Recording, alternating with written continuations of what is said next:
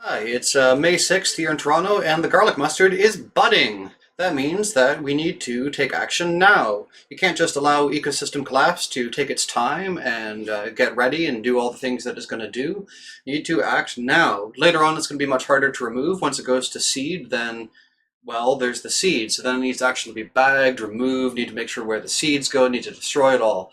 But at this time of the year, when it's only just budding, we have a chance. You can actually, reach down, grab it by the root, pull it out, leave it on a rock or leave it on the concrete, and it should die in the sun.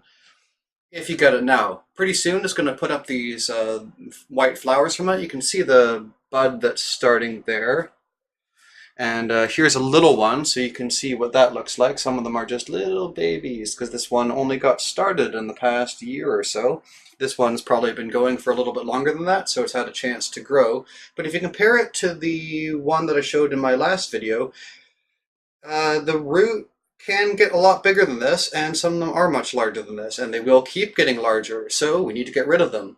Just as a reminder as to why, this is one of the worst invasive species that we have, at least in this region. It actually threatens ecosystem collapse by poisoning the mycorrhizal fungus in the soil, which the plants rely on for nutrient transport. The entire plant is edible, of course. You can eat it. You can make like a horseradish type paste out of the root.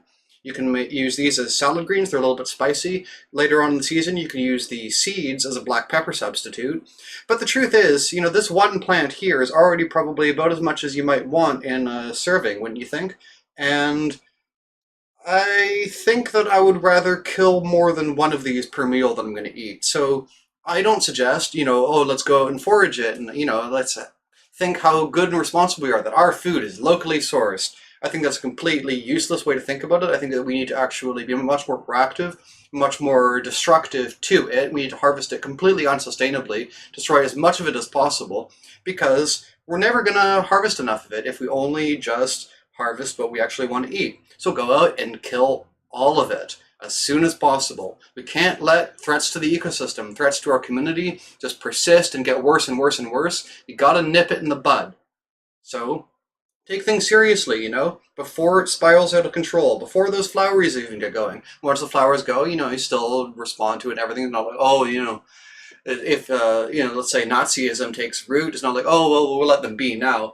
But you want to get them before they have that kind of power. You want to get them as soon as possible and actually protect the community, protect the ecosystem, protect the world, because otherwise this is going to get way out of hand. Okay, good luck and enjoy.